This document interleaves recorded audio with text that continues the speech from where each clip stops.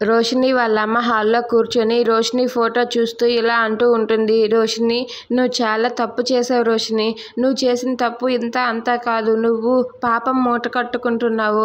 నువ్వు ఇలాంటి పని చేస్తావని నేను అస్సలు అనుకోలేదు. అసలు ఇలా ఎందుకు చేసావని చెప్పి రోషిని ఫోటో చూసి వాళ్ళ అమ్మ అయితే చాలా బాధపడుతూ ఉంటుంది.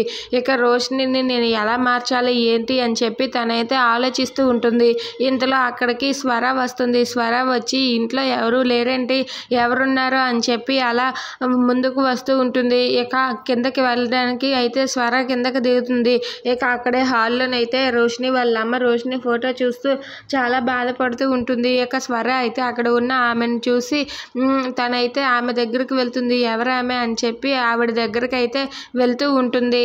ఇంతలో రోషిని వాళ్ళ అమ్మ మాత్రం అక్కడే అలా కూర్చొని రోషిని గురించి ఆలోచిస్తూ చాలా బాధపడుతూ ఉంటుంది. ఇక ఆవిడ దగ్గరికి వెళ్ళి హలో నమస్కారం అండి అని చెప్పి అంటుంది. ఇక దాంతో వాళ్ళ అమ్మ అయితే ఆ ఫోటోని అక్కడే పెట్టేసి నమస్కారం అమ్మ, ఎవరు నువ్వు అని చెప్పి వాళ్ళిద్దరూ మాట్లాడుతూ ఉంటారు. Please subscribe.